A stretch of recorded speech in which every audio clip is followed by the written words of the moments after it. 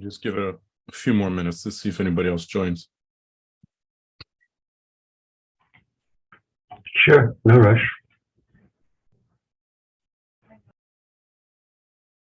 Just give it a few more minutes to see if anybody else joins. Okay. No, that was. I'm trying something new. I'm streaming to YouTube. I didn't realize the volume was up.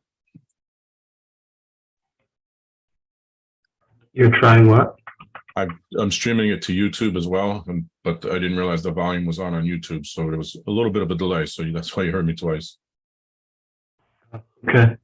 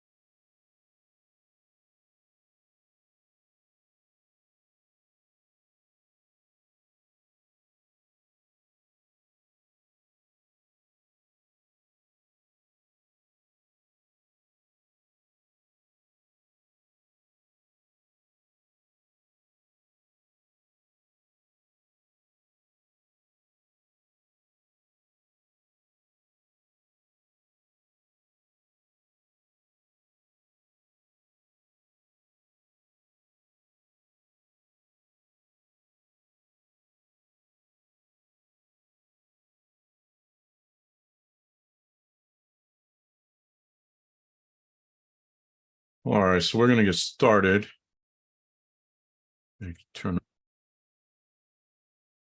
And welcome to another Tech Talk Tuesday, also part of Cybersecurity Awareness Month for the month of October. So we're going to talk a lot about cybersecurity, and this week's Tech Talk Tuesday is Your Password Sucks. So we're going to talk about strong passwords, why passwords are important, and ways to strengthen your password even further, as well as some of the risks involved with some bad password behavior. We'll call it password behavior. So first of all, why passwords are important. for cybersecurity. The importance of strong passwords in cybersecurity cannot be overstated. Passwords are one of the primary mechanisms that protect our digital information and resources. Here's why strong passwords are critical. So, first of all, passwords will eventually go away. Microsoft is kind of slowly implementing this, and maybe a few other platforms that can roll this out for now, where you'll just have some other authentication method, most likely a smartphone or something like that.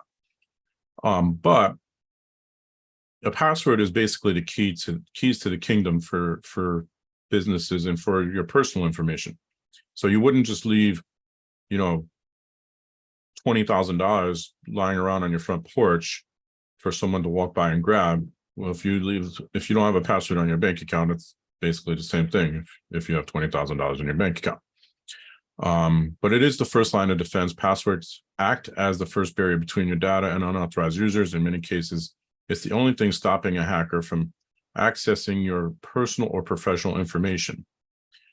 Right. Another reason, rising cyber threats. With increasing incidents of cyber attacks globally, using strong passwords has become even more essential.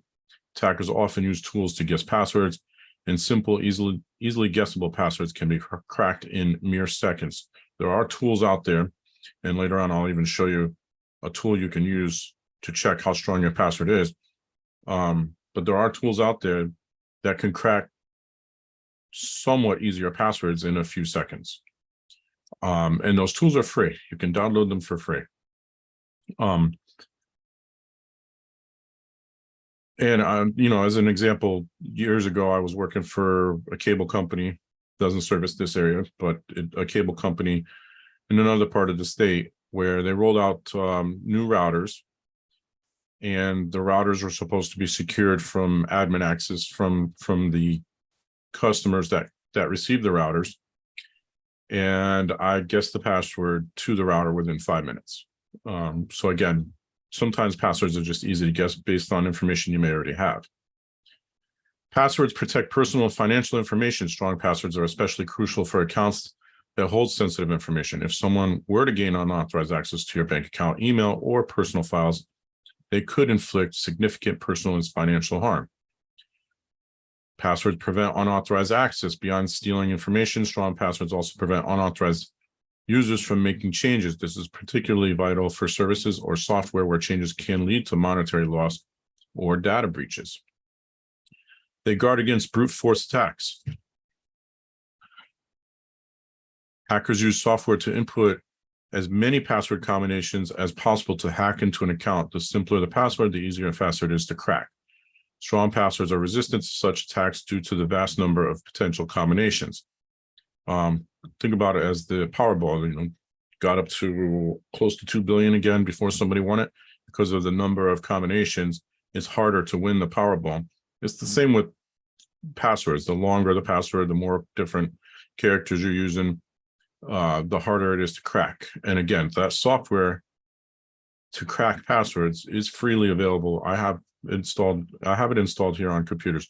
I've had people in the past say, I can't get on my computer. I don't know the password. I forgot the password. And I'm able to get in on Windows computers. It's easy to do. Passwords protect work-related information. In a professional setting, strong passwords protect not just one person's data, but often a whole company's data. A breach can lead to significant financial losses, reputation damage, and legal consequences, especially if you maintain customer data. Passwords minimize risk of other attacks. Once a hacker gains access to one of your accounts, they can potentially use it to carry out further attacks, send out phishing emails from your account, and I will share an example that just was alerted to today, or even reset passwords for other services you use. Passwords uphold personal privacy. Just think about if somebody gained access to your email account, what they might end up seeing in your email account. A lot of personal data in our digital age, a lot of personal data from private conversations to photos is stored online. Strong passwords ensure that your privacy is maintained and that your personal life remains personal. Passwords reduce potential for identity theft. With enough personal data, malicious hackers can impersonate you, taking out loans, making purchases, or committing fraud in your name. How many times do we hear about somebody filing a tax return for someone else that they're not? related to. They just pretend to be that person. Well, if they have enough information, it's not hard to do. You have a social security number, which they may have gotten through breaking into your TurboTax account or something like that. Passwords promote a culture of security. Adopting strong passwords and educating others to do the same fosters a culture where cybersecurity is taken seriously. This has ripple effects, encouraging the adoption of other good security practices. And finally, to maximize security, it's recommended that individuals not only use strong passwords, and we'll talk about what that means in a few slides, but also consider additional measures like two-factor authentication, which adds another layer of security beyond just the password. Furthermore, with the rising complexity of password, using a password manager alleviates the challenges that you'll face with maintaining strong passwords.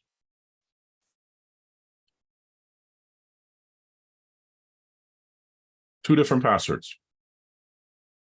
Sure, we can all figure out which one is the easier one to hack, but I'm going to share a story. This first one here, uppercase P, @ symbol, and then the rest of the word password. Met a client a few years back who was working in politics, is a lawyer, was working in politics, and this was the password to his email account. I made him change it immediately. The second one is one I randomly generated. I'm going to show you how to do that later. But I randomly generated this 20-character password. You can see why this is much harder to crack. This one is a guess. You can guess this. It is one of the most common passwords still used to date. Most common passwords include, this is going to shock you, 1, 2, 3, 4, 5, 6 is still the single most common password used today. And the word password is still used quite a bit.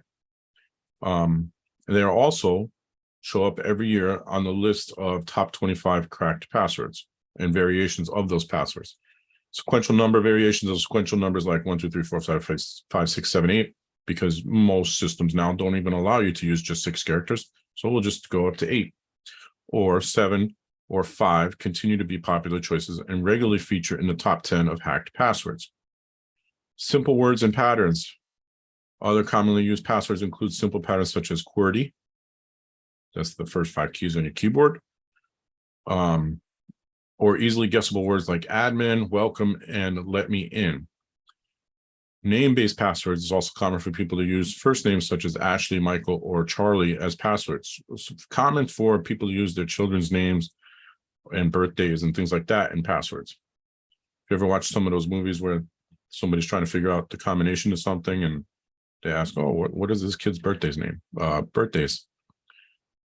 Sports and entertainment themes from popular culture such as Superman, Pokemon, or football often appear in a list of common passwords. Overall stats is studied by the UK's National Cybersecurity Center, which is the equivalent of CISA here in the US, found that 23.2 million victim accounts worldwide used 1, 2, 3, 4, 5, 6 as a password. 23 million. Reuse passwords. It's not just the simplicity of these passwords that's concerning. The reuse of passwords across multiple platforms is another issue. A survey by Google found that 52% of respondents reused the same password for multiple accounts and 13% used the same password for all their accounts. It's pretty scary. And I'm going to tell you why in a few moments. I'm going to share an example from today. Awareness doesn't equal action. Despite heightened awareness about the importance of strong, unique passwords, many people still don't follow best practices. A report by Digital Guardian showed that while 91% of respondents understand the risks of reusing passwords across multiple accounts, only 59% do not. Only 59% avoid reusing passwords across multiple accounts. So even though people are aware, they're still not doing it. And so here are some statistics for you. So 30% of internet users have experienced a data breach due to a weak password. And I would venture to guess it's more than that. I have personally experienced this in 2015 or 2016. My LinkedIn account, along with, I don't remember how many millions now, was breached. And the password at the time was an easy to guess password based on family members. I'll just leave it at that. And so that password, so all those passwords that were breached on LinkedIn, and I think it was, I want to say it was 16 million people, but I don't know for sure. Maybe more than that. But 16 million passwords have now been put on the dark web. So that password that I was using then is on the dark web. So anytime somebody tries to log into something that belongs to me, a hacker, they will try that password and username combination. I no longer use the same email address on LinkedIn either. So neither one of them will work on LinkedIn or anywhere else for that matter. But because that password is now on a list, that list of 16 billion passwords that's on the internet now, which means there's about 2 billion two passwords for every person on the planet on this list. Those passwords are tried all the time against different things. 2/3 of Americans use the same password across multiple accounts. We talked about that a moment ago. Again, the most commonly used password is 1234556. 59% of US adults use birthdays or names in their passwords. Very dangerous. We talked about this one a minute ago. 13% of Americans use the same password for every account, which is really, really dangerous. 37% use two-factor authentication, so that could be better. 36% kept track of passwords on paper. I know of a couple of IT providers that encourage this behavior. Walk around with a notebook with all your passwords in it. Well, the problem with that is what happens if you lose that notebook? 34% regularly changed passwords. There are two schools of thought on this. One is if you're constantly changing passwords, you're going to start using patterns to help you remember what the passwords are. So if you use the word password for your password, you'll use password 1, then password 2, then password 3, and you'll do this and it'll make it easier to guess. But the other school of thought is, well, if a hacker has your password, they now have access to whatever that password logs into. They're going to maintain access until you change the password. So this is why we typically we say change password anywhere between 45 and 60 days, but we also educate and encourage people not to use patterns. And 15% use password managers, which is surprisingly low.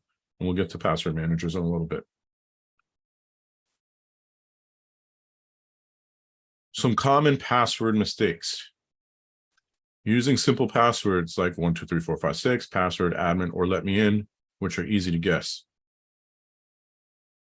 Reusing passwords, using the same passwords across multiple sites or platforms, which increases the risk if one account is compromised. So if my Facebook account is compromised and I use that same password for my bank account, now my bank account could potentially be compromised, because they will then take, and it's a script, they will take this password and try it against a bunch of different sites. So yes, there are, I don't know, hundreds of banks, thousands of banks in the world. Well, they have a script that will run within a few seconds to test it against all those different banks. Or maybe they have some other information about you and know where you bank. Not changing default passwords. So if you have a router or a printer or some other, a smart TV or some other device in your office or in your home that connects to the internet, and you don't change the default password, it is that much easier to break into that device. Let me see what here. I had a geek expert tell me list sensitive information like passwords in a word processing document. Thieves don't usually open the document. It said, is this helpful? That is really not a good idea. In fact, one of the ways we use to determine if a computer or a network is being compromised is by creating a document, a fake document, and we call it password, because the first thing that somebody that compromises or breaches that device will check is sensitive documents.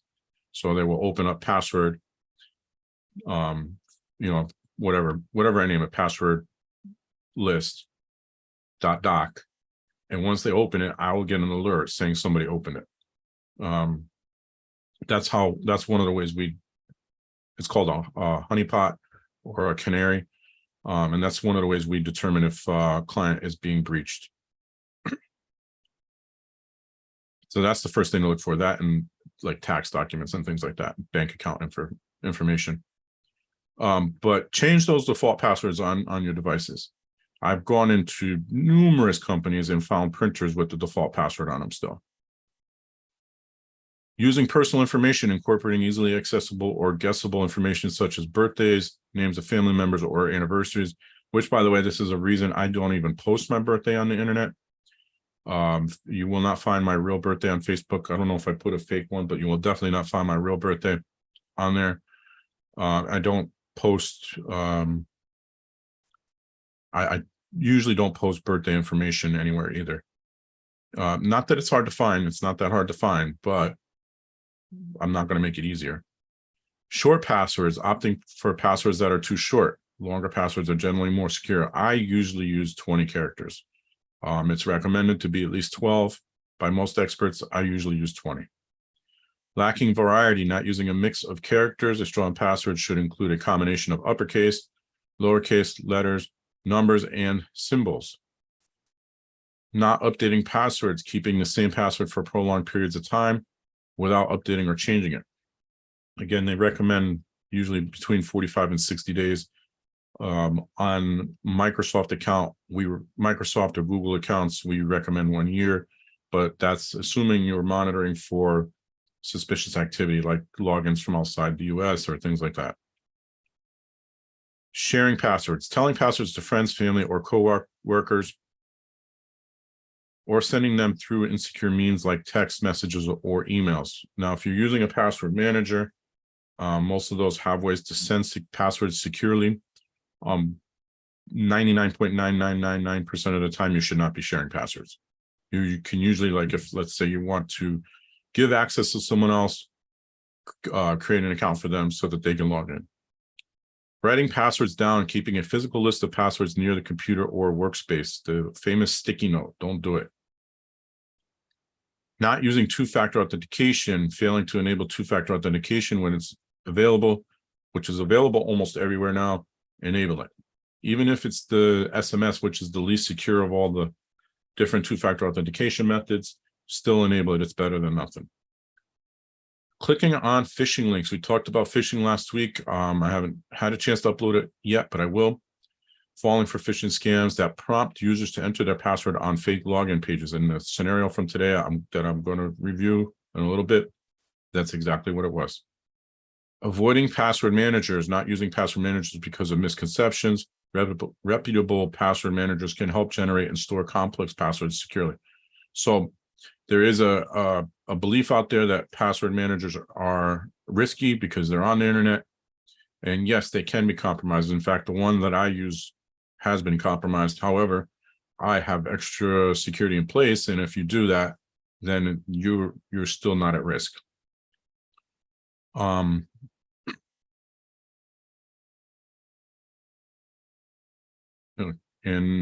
Yeah, so that's everything. Oh, no, it's not. Using dictionary words, passwords that are regular words focused or found in the dictionary can be susceptible to dictionary attacks. Again, these are lists of common dictionary words that they will try against whatever account they're trying to compromise. And ignoring password strength meters when setting up passwords on platforms that provide strength meters, ignoring the meter feedback. And then also not monitoring your accounts. So if you don't monitor, pay attention to your accounts to see if anything is gotten into it or anyone has gotten into it, then you're putting yourself at risk. So what does a strong password look like then? Kind of touched on it before, but a longer password generally means a stronger password. Again, experts say you should aim for at least 12 to 16 characters. I almost always use 20, but I never go below 15. A variety of characters, uppercase, lowercase, numbers, and special characters. And, you know, special characters like exclamation points, the @ symbol, pound symbol, $, percent, caret, ampersand, and the asterisk. I'm impressed I remember the names of all those. Avoiding dictionary words we just talked about. Avoid easily guessable information or public information. So, you know, if it's I can go on the internet and figure out where most people live today. If you use your home address in your password, you shouldn't, because it's not hard to find out where people live. It's fairly public.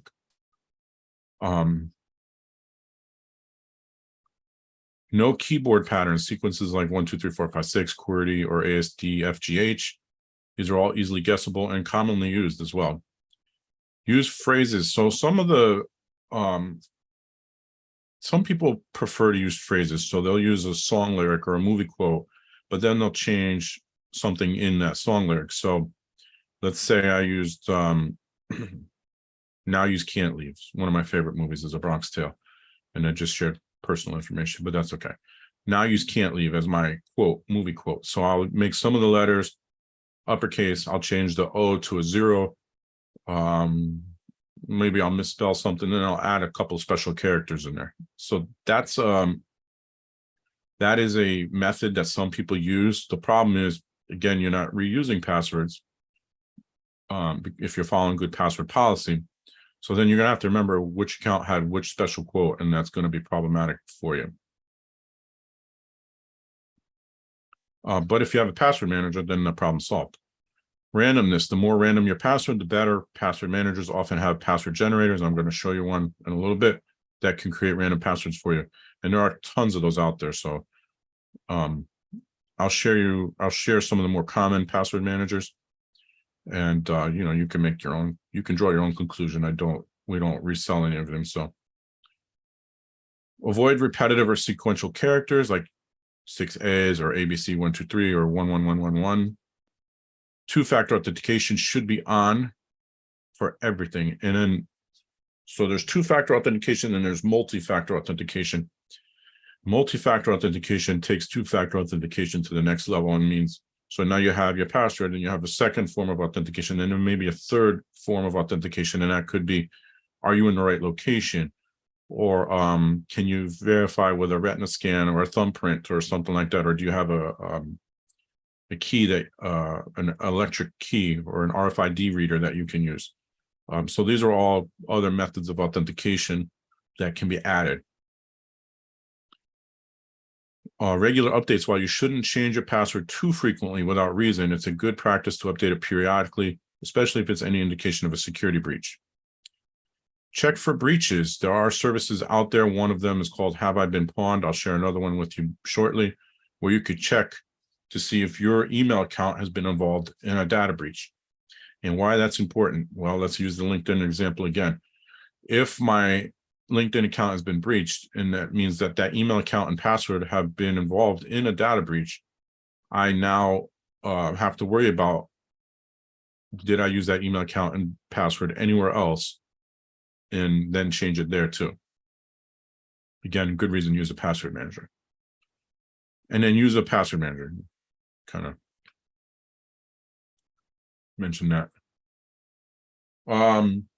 This is the password generator that I usually use. I also created a code to do this on my computer, my personal computer. So it's a Python program that generates it, but this is just fine. This is LastPass password generator, and you just put in the password length,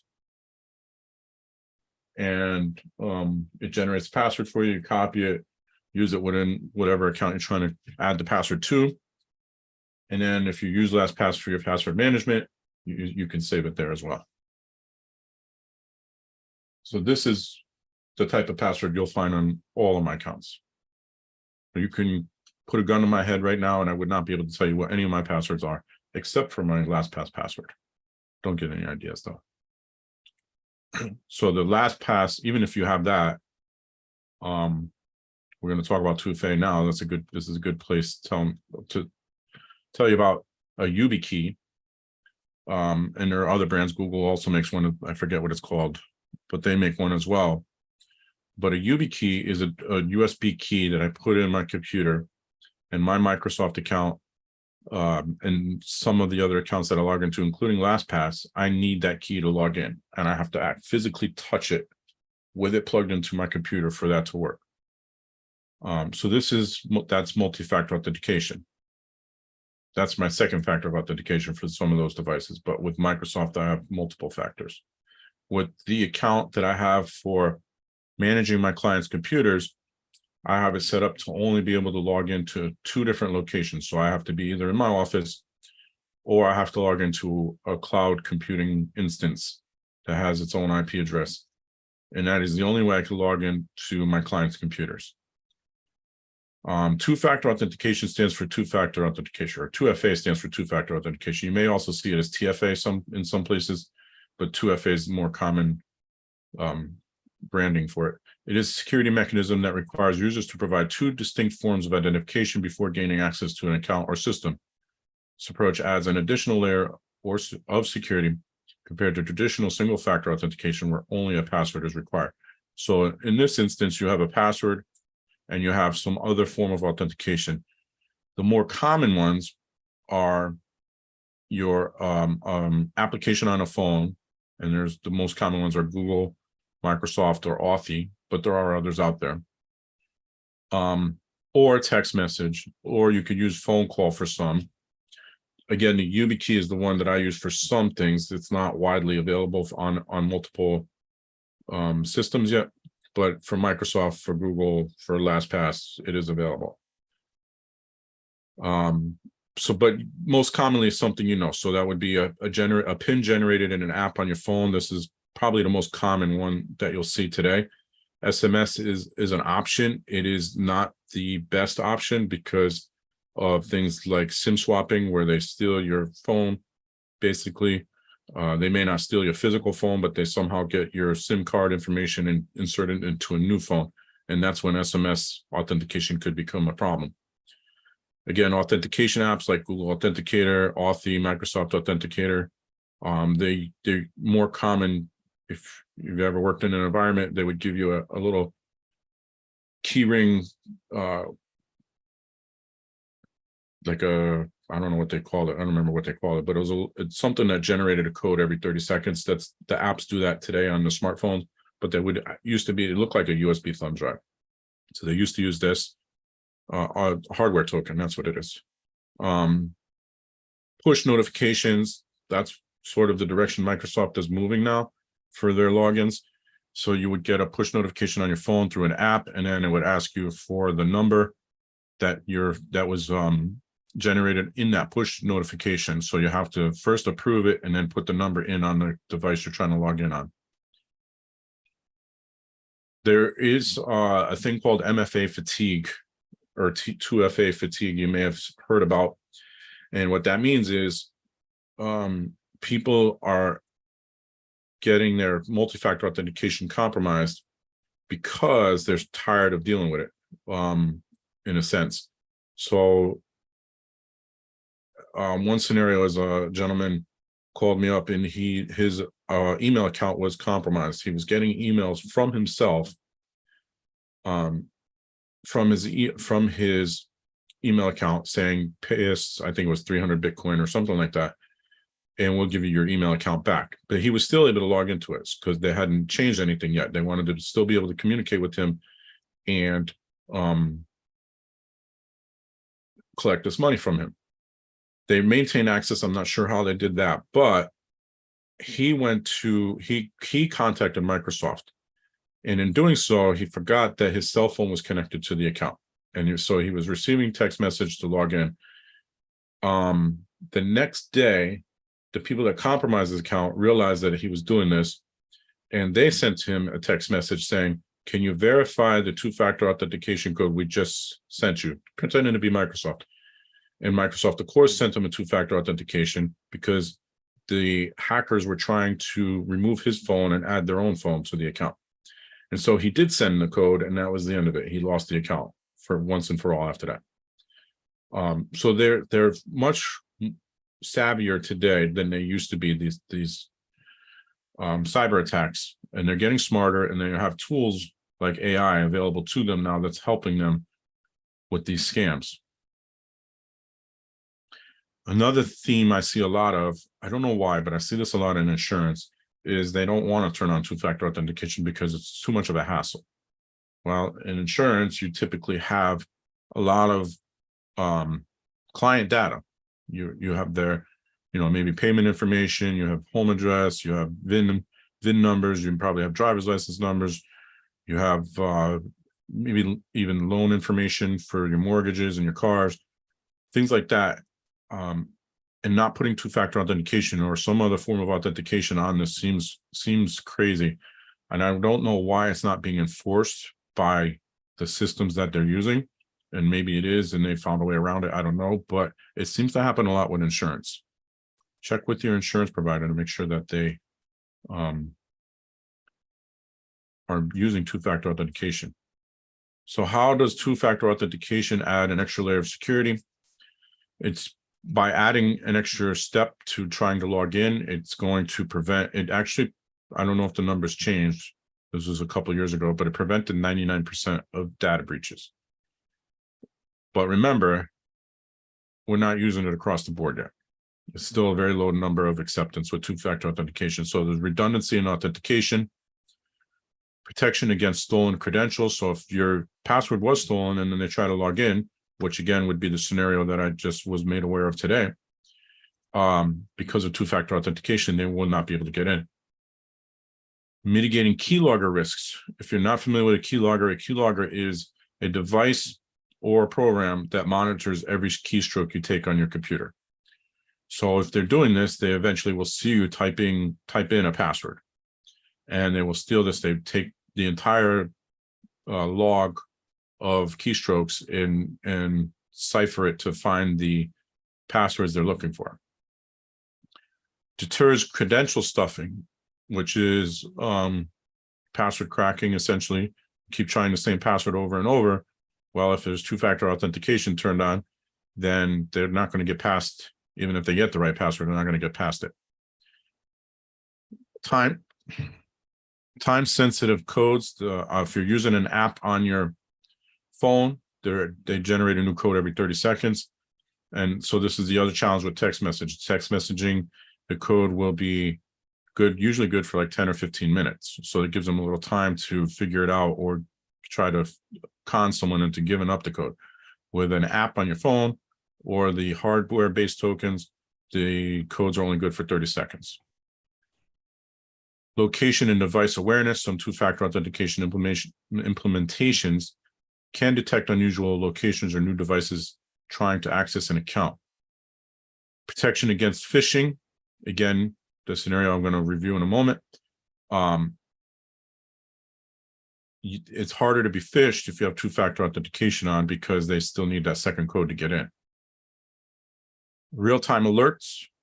Many two-factor authentication solutions notify users in real time when a login attempt is made. That would be the text message-based ones. The apps don't do that, but again, they're a lot more secure than text message. And then it's a physical barrier, because if you're using a hardware-based or a smartphone and not using SMS-based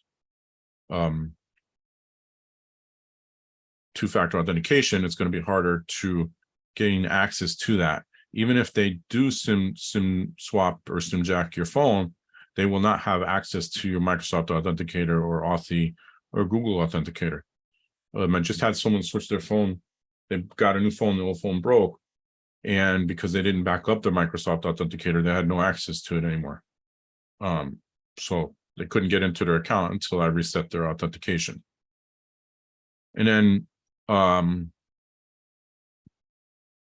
the YubiKey, again, physical access. A hacker is not going to gain physical access unless they're in your office or they happen to steal it from you somehow.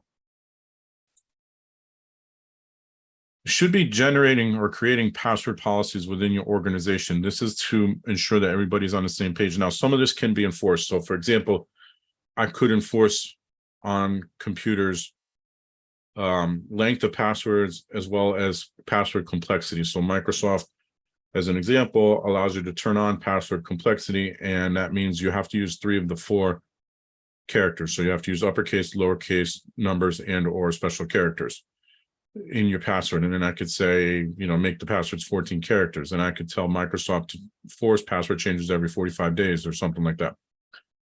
So some of that can be enforced, but the organization should have a policy that says the length of your password needs to be whatever, 15 characters.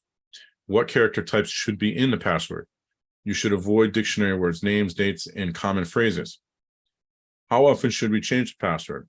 How often or how many password changes do you have to do before you can reuse a password? So as an example, you should not use this same password within the next 5 password changes. This should be a temporary. So when I reset a password for a client, they get a temporary password for their account, and then they have to change the password. I never want to know anybody's password, and nor should anybody else. So they have to change it when they first log in. There should be an account lockout period. So if you've attempted the same password too many times, the account needs to be locked out, and the only way back in is you either wait and hopefully have the same password or figure out what the password is, or you have to contact an admin to turn off the account lockout and change the password. Password storage, you should never store it on a sticky note or a notepad that you carry around or anything like that. Or as was said earlier, don't store it on a Word document or a PDF on your computer. It's bad news. Even on your phone, phones today are all encrypted, but if they happen to guess your phone password or whatever method of logging into your phone you use, or they somehow circumvent it, then they have access to your passwords. You should be using a password manager, which I'll show you in a moment. Never share or transmit passwords. If you do have a reason to transmit a password for whatever reason, should be very rare. But if you do, make sure it's transmitted using encryption. Do admins of apps have access to my password, or is it encrypted? It should be encrypted. And it really depends on the app. If it's an in-house app that somebody created, it's possible that it's not encrypted. But if, as an example, for Microsoft 365, I don't know anybody's passwords. I have my own password, and I can go in and reset their password if I need to, but I don't know their passwords. So that's the way it should be. I have been in organizations where passwords were being shared, and people do know other people's passwords, and that's bad news. Because now what happens if that person logs in and does something? They're going to blame you. If you do transmit passwords and you're using a password manager, that's the way to do it. But if you're going to send it in an email or something like that, do it with an encrypted email. Make sure two-factor or multi-factor authentication is turned on. Password recovery, this should include things like security questions, verification via phone or text. It was recommended to do verification over email, but that seems silly if you're trying to reset an email password to do it through email to verify. So I would avoid doing that. Training and awareness. Well, here you are, you got trained, and we're making you aware. And then what are the consequences for not complying with this policy? That should also be documented. Here's some password managers. There are definitely a lot more than this, but these are some of the most popular ones according to Google. So LastPass is the one I use.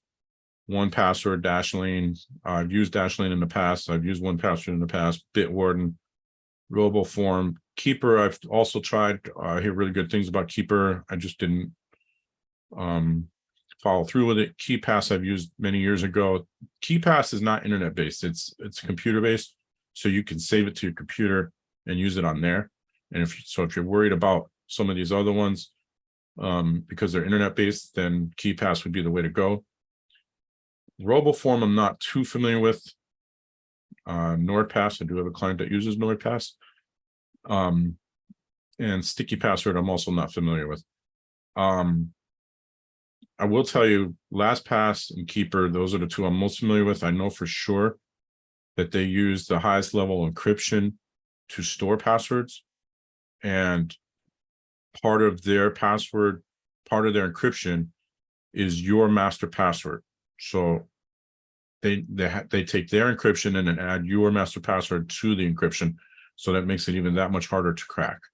And then on top of that, you use something, whether it's some form of two-factor authentication, preferably either an app on your phone or a YubiKey or something similar, then it makes it even that much harder.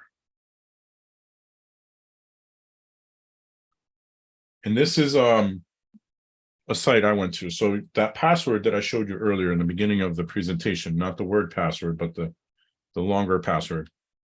If you go to Password Monster and you put that in, it tells you that it'll take 297 million trillion years to crack. So what that means is software that's out there that will crack passwords, it will take that software roughly, I'm not even sure, like I can't even wrap my head around what that means, but 297 million trillion years. Now that's with today's computing power. That will change with quantum computing. Not sure, when that's going to be readily available to people, but it is out there already. Google has quantum computing. I would imagine Amazon, Microsoft do as well.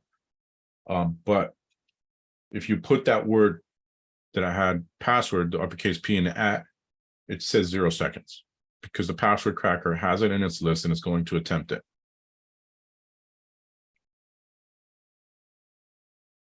That was Password Monster. And then finally, if you do want to do a dark web scan on my end, which is similar to haveibeenpawned.com. So this is the one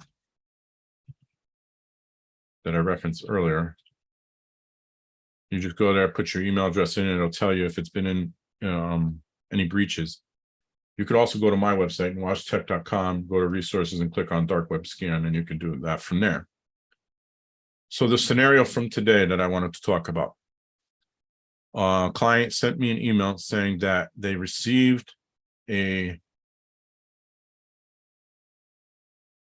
accept my weak password for app. Any suggestions? You would have to strengthen the password. Yeah, I did that, but it still says it's not strong enough. It says I turn off all the boxes except strength meter at maximum. And it still won't take it. Yeah, it's weird. Only thing I can think of is maybe that password is on a breach somewhere. It's something I use, so that's bad. Yeah, I would check to see if it's been involved in a breach. How do you do that? So this website I put in the chat, haveibeenpawned.com, or you can go to my website, go to resources and dark web scan and do it from there. And so what have you been on? If you could put it's in the chat. Have I been P. Oh, it's right there. Yeah. Sorry. Yeah, no worries. Yeah, you just go there and put the email address that you're using in and see if it shows up in any breaches. And if any of those breaches use that same password, it's a good chance that that's why LastPass is refusing it. Thanks again.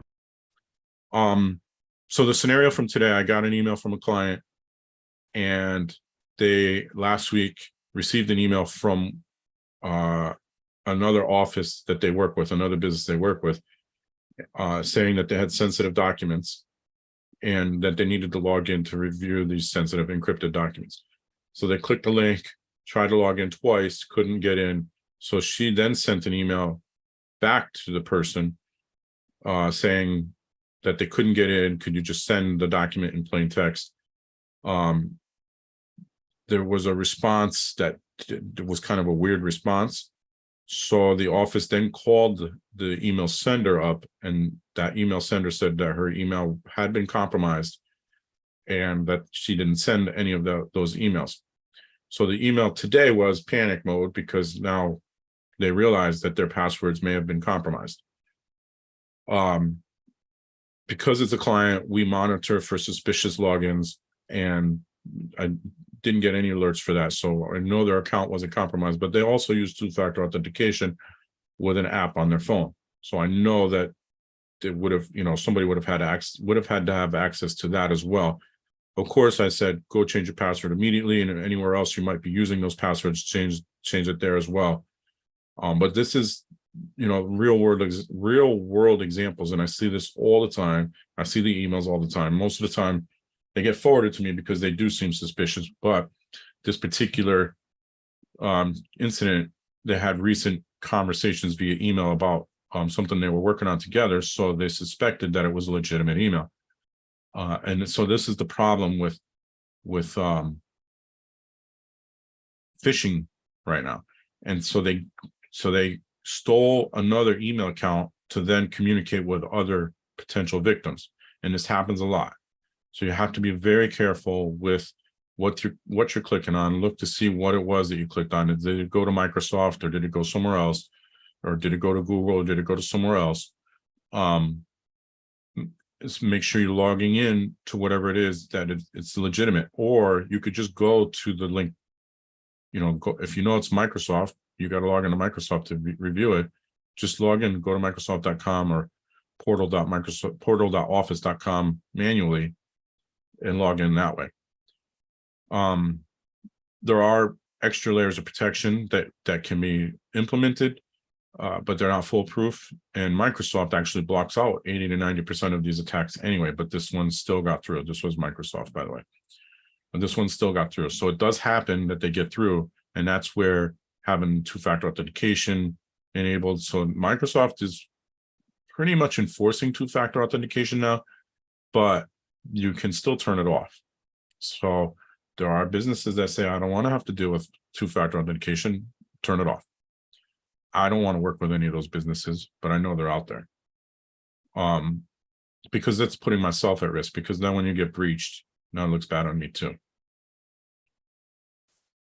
Any questions?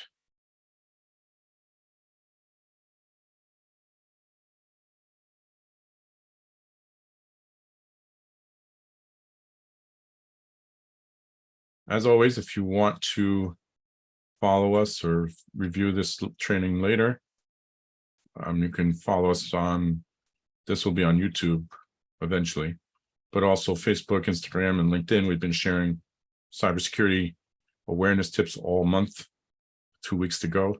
So you can go check that out as well. And if there are no other questions, you guys can go back to your work or lunch or whatever you want to do.